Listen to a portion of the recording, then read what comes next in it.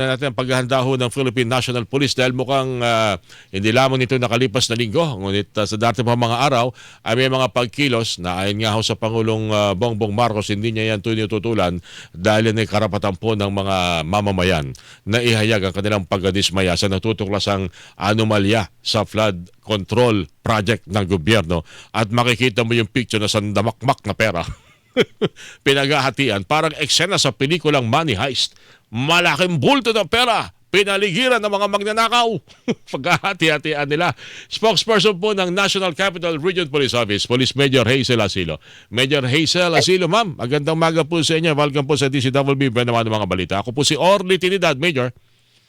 Good morning po, Sir Orly, at sa ating mga taga-subaybay. Magandang umaga po. May mga nakatakda pa yatang pagkilos at pinakamalaki September 21. Wala naman hong problema ho siguro yon. At yan naman ay kinikilala at sinusuportahan ng pamahalaan. Pero sa panig po ng PNP, meron ho ba kayong siguro tinitingnan na bagamat ito ay malayang pamamahig ng ating mga kababayan, eh baka merong mga concern tayong dapat ding tingnan at i-consider, Major Hazel?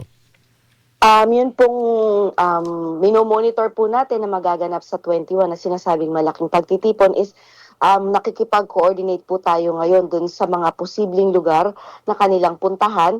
Ganon din po yung ating monitoring, intelligence monitoring po. Kung ito po ba ay magiging isang simpleng pagtitipon lamang or meron po itong mga gaya nga po ng sinabi ninyo na meron pa pong ibang agenda yung mga magjo-join po dito sa protesta nito. So sa ngayon po, inaalam po natin kung ano yung background nitong magiging kilos protesta na ito sa 21. Sa kayo, wala naman kayo nakikitang mga threat o maaring yung nga po, mga grupong samantalahin ito para isulong yung kanilang adhikain na hindi naman walang kaugnayan dito sa pinag-poprotesta ng ating mga kababayan.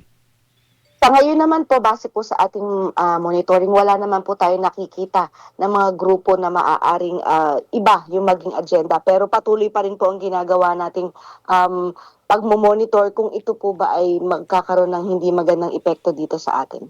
Alam naman natin yung mga grupo, mga lehitimo naman yung ating mga nakakita ito naman nakalipas na mga araw. Ma-identify naman natin na sila po'y talagang mga concern ng mga kababayan natin.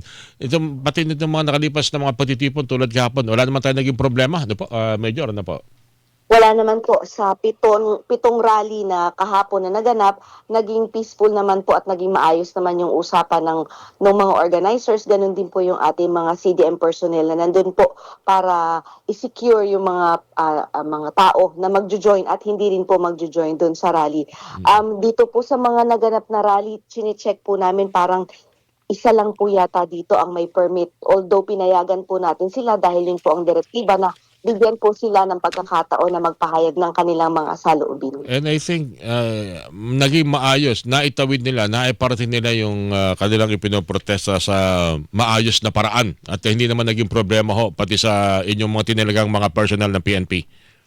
Tama po, naging maayos naman po yung pag-uusap nila. Binigyan po sila ng pagkakataon na ihayag yung kanilang mga gustong sabihin sa ating gobyerno at pagkatapos nun ay nag-disperse na rin naman po sila. May mga nagre-request na ho ba ng additional security ang House, yung nai-involve ngayon dito sa yung House of Representatives, yung Senate of the Philippines at yung DPWH building, main office. May mga request na ho ba ng additional PNP personnel po sa inyo sa NCR?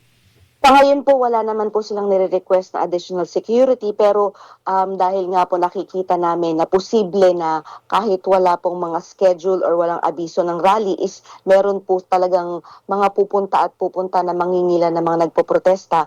Yung pong mga kalapit na stations po nila ay naka red alert kumbaga alerto na sila na kung sakaling may mga magkakatipon ay agad po yung magiging deployment nila doon sa mga areas po na yun.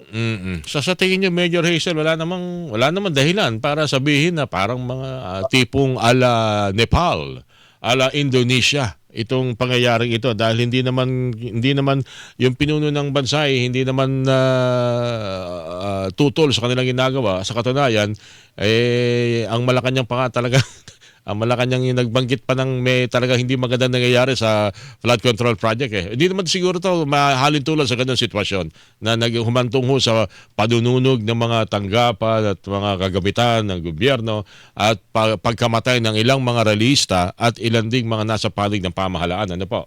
Opo, wala naman po tayong natatanggap na impormasyon na magdudulot ito ng kaguluhan or karahasan. Gayunpaman po, malinaw naman po ang direktiba ng aming regional director na manatiling alerto at palakasin ang intelligence monitoring at police visibility. Ganun din po yung ating koordinasyon sa intelligence community at sa ating mga allied agencies para po ma-ensure na wala pong makakalusot or wala pong karahasan na mangyayari. Siguro mga tao naman ng mga PNP na unawaan ng sitwasyon. Kung hindi naman ito hahanto sa kaguluhan, hayaan natin magpahayag ang ating mga kababayan dahil doon sa mga nakikita nating pangyayari, yung pera ng flood control na ipinakikita kung paano paghati-hatian, apektado rin yan ng mga pulis eh. Lalo na ho yung hindi na nagbabakasyon. Nagtatrabaho para bigyan ng proteksyon ang mga mamamayan to serve and to protect. Minsan, nadidisgrasya pa, nababaril pa, tas malalaman mo. May mga taong masumisweldo na wala namang ginagawa sa buhay, pero kasama rin dyan sa kanyang sentimiento mga pulis. Ano po, Major? Tama po, pero po on top po ng aming mga emosyon at ng aming mga gusto rin ipaglaban. Trabaho, tama rin po Yes yun. po, trabaho pa rin po ang nasa namin. Kailangan unahin namin. Alright. Major, maraming salamat din po sa inyong pinagkaloob na pagkakataon. So ulitin po at good luck po kung sakasakali meron tayong kinakailangan maiparting sa ating mga kababayan. Magkausap po muli tayo, Major Hazel Asilo.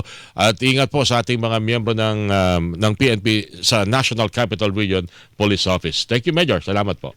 Maraming salamat po. Si Major Hazel Asilo po, spokesperson ng National Capital Region Police Office, NCRPO, ang inyo pong napakinggan. Buena